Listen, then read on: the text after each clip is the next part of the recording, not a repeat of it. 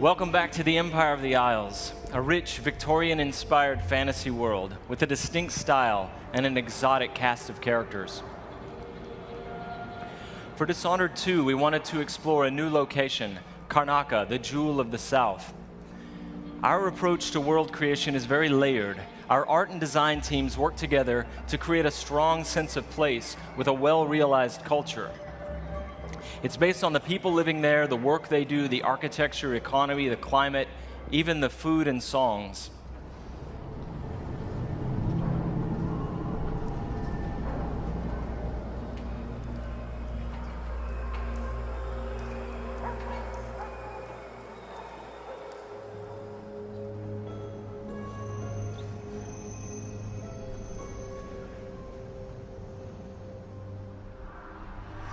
In order to bring Karnaca to life, we've created a custom game engine designed to support our signature art direction and level design. We wanted Dishonored 2 to resemble a painting in motion, so we've given considerable thought to our lighting and the way it plays across every surface. We've created custom tools to support the interruptible, real-time narrative scenes necessary for a stealth simulation. And the same is true for our approach to audio, both in terms of atmospherics and stealth gameplay. All of these details make Karnaca more vivid thanks to our new technology, which we call the Void Engine.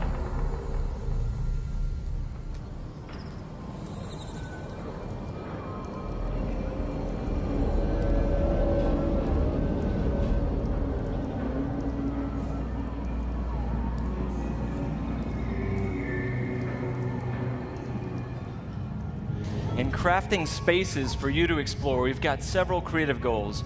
We want the environment to feel coherent and complete, plausible. Where do these characters live and how do they get to work? Is there a viable pathway that makes sense? Where do they take their breaks or stop for lunch? But it goes further than that. For Dishonored 2, we felt compelled to ask ourselves about the history of a given street or shop. What was there a decade before the player arrives in Karnaca? Often you can see the layers of history, watermarks on the wall from past floods, peeling posters and advertisements from years ago. We want every market, every alley to tell a story and to offer you the chance to see something novel or intriguing.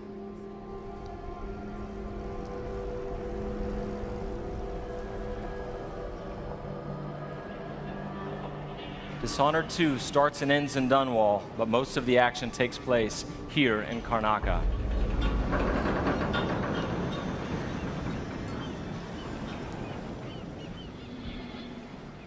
All right, there you go, your first look at Dishonored 2. Thank you. On behalf of all my teammates at Arcane and Leon, who so much for all the passion you've given the game. In the first Dishonored game, you played Corvo Attano, falsely accused of killing the Empress, the woman he loved and was sworn to protect. And you were blamed for the abduction of their daughter, Emily Caldwin. After escaping on the night of his execution, Corvo is gifted with supernatural powers and dedicates himself to avenging the death of the Empress and restoring young Emily to the throne. As we began to work on Dishonored 2, a single question haunted us. What became of Emily Caldwin? How would her experiences affect her, and what kind of ruler would she become? We envisioned Emily grown up, 25 years of age, and then we began to imagine what she'd be like as a heroic figure, as someone fighting for her life against the forces of deceit. We developed a vision for Emily Caldwin that excited us, and at E3 last year, we shared that vision with the world. Dishonored 2 is set 15 years after the first game. Emily Caldwin rules the Empire, watched over by her father, Corvo Attano.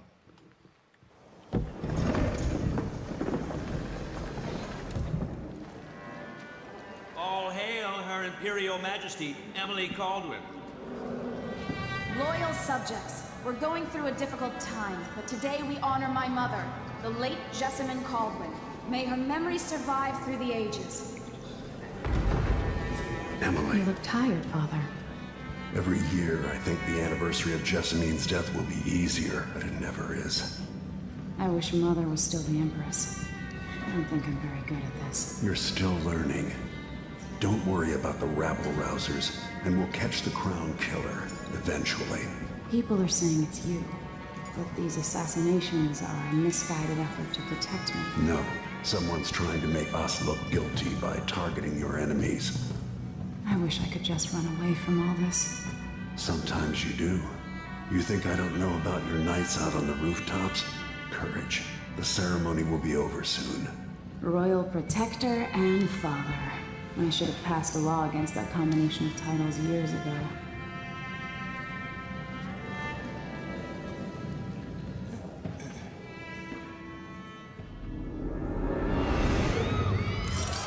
When an otherworldly usurper seizes the throne, the fate of the Empire is left hanging in the balance. Dishonored 2 offers you the choice of playing as Empress Emily Kaldwin or the Royal Protector, Corvo Attano. Emily and Corvo are both fully voiced this time, with their own perspectives and emotional responses to the events transpiring around them. Whoever you choose to play, you've got to flee Dunwall, your home, and travel to Karnaca in order to unravel the threads of a conspiracy and take back what's yours. I've gotta get away. I should talk to the captain of that ship.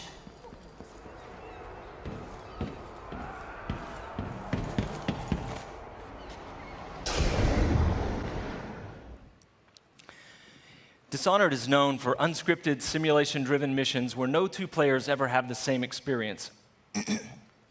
There are many pathways to explore as you penetrate well-defended locations, numerous ways to find and eliminate nefarious targets. We've put a much greater emphasis on big, interesting themes, either from a gameplay or fictional standpoint, making each mission a wildly unique place to explore. I'll explain a little bit more about that. Today we're going to show you the Dust District, an industrial ruin ravaged by terrible storms that hit at random intervals. In the Dust District, a militant religious faction called the Overseers is at war with the Howler Gang. The leaders of both factions are trying to take each other down. You can side with the Overseers or the Howlers or neither. There are many ways to complete the mission. She'll tell you more. I'll wait here in the skiff and take you back to the dreadful whale after you finish.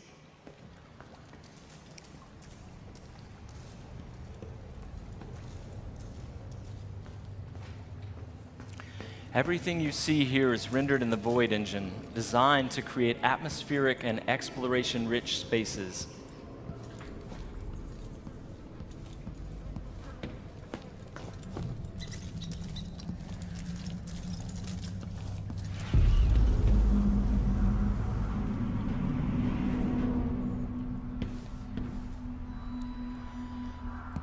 To reach our target, Vice Overseer Byrne, we've got to get past a Grand Guard checkpoint sealed off by a wall of light, a cruel security device reinstated by the Duke of Serkonos. Orders from the Duke. We're losing too many people.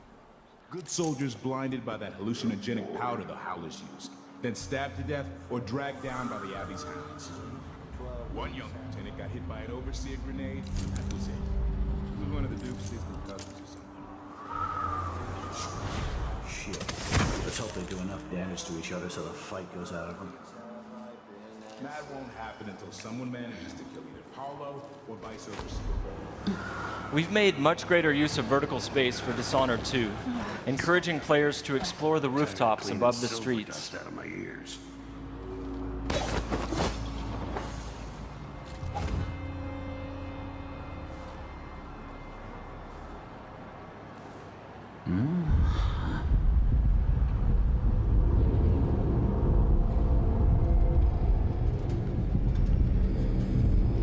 Dust from the mines.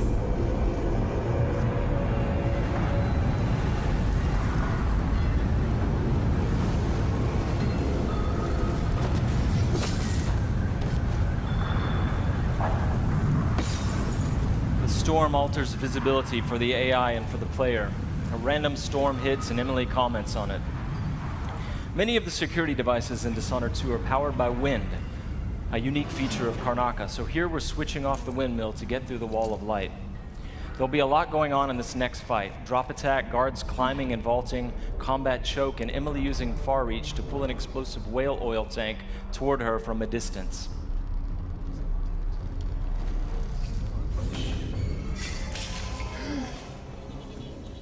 You aren't going in! So dead! Let Head to the rope for you. Hey, you! Come here! Up.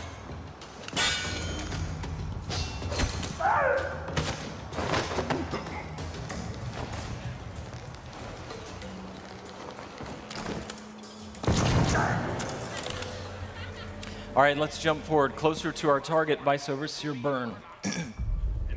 The Overseers are fighting the Howler Gang for the hearts and minds of the people of Karnaca. What happens here will influence Karnaca's future and the endgames.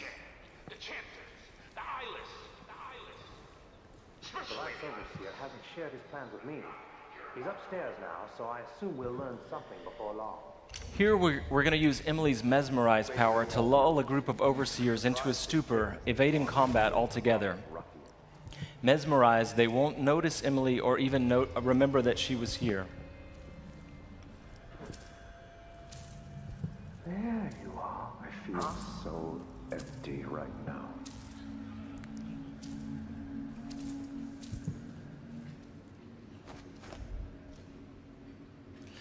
Far Reach can be upgraded not only to pull objects from a distance, but also enemies, so you can finish them off in midair.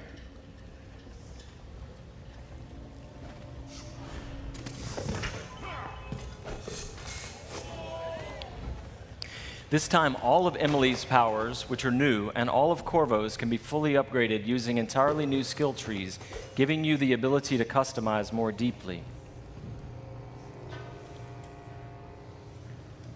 If you're new to the Dishonored series, it's all about options and exploration, playing at your own pace. The game has many different pathways through each mission, and also different approaches, stealth or combat, lethal or non-lethal, and a wide array of supernatural powers that will dramatically change the experience as you play.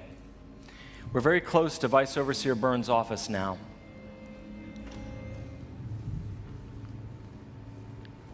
The Duke will topple soon. The Sisters of the Oracular Order have seen it, and I feel it in my bones. So this stalemate with the Howlers must be resolved. Byrne is giving a briefing using a projector.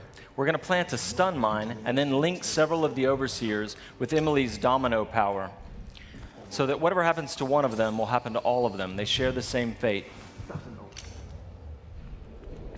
Died trying to bring power. We suffered fatal injuries. Somehow we come back the next day to fight again. Whatever witchcraft we had. Switching off the projector will attract Vice Overseer Byrne's attention, and when the mine affects one Overseer, it will affect all of them. Go check, brother. Right away.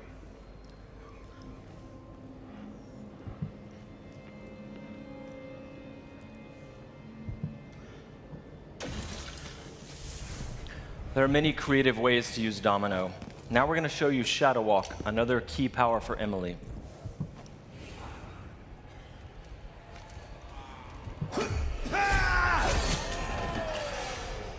Shadow Walk is useful for stealth and combat. You saw it in the announced trailer that we made for the game, and you can fully use it in the game. Like all the powers, it can be upgraded in a variety of ways. The Howlers will owe Emily a favor, and that's just one way to complete the Dust District mission. Before closing today, we want to demonstrate another signature environment from a mission called A Crack in the Slab. It's another example of the missions in Dishonored 2 and how they're built around big, interesting themes. This mission takes place in a ruined manor that's been sealed for several years. At the start, the outsider appears and explains that reality was warped inside this place after an occult event. Your supernatural powers won't work inside the manor, and even time behaves strangely, allowing you to travel back and forth between the ruined present and the past when the manor was lavish and refined.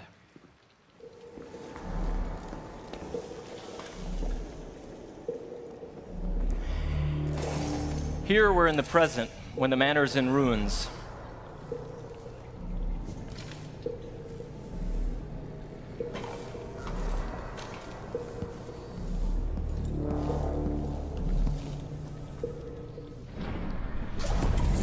Now we've moved backwards, years into the past, when the manor was still inhabited and guarded.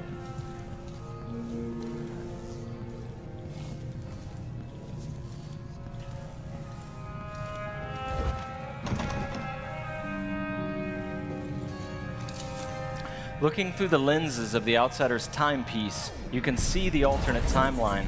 This is useful for solving puzzles, as you've seen, but it can also be used to avoid or take down enemies.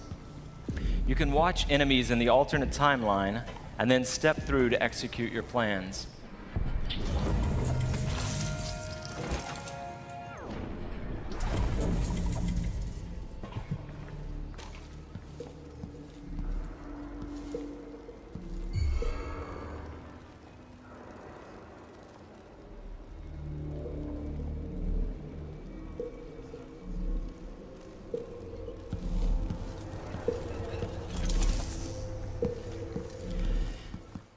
We hope you're going to love the game as much as we do.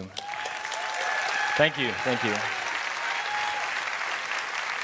I have to once again give a shout out to my team in France. They've worked so hard and they are so passionate about the game. And the first game, they're really ready for you to get you guys to get your hands on it. And you don't have to wait long. All of you can leave your mark on the Empire of the Isles because Dishonored 2 will release on PlayStation 4, the Xbox One, and PC November 11th, 2016. But before I go, I've got one more thing for you. This is the worldwide launch of the Dishonored 2 gameplay trailer. You're seeing it here first. Good night.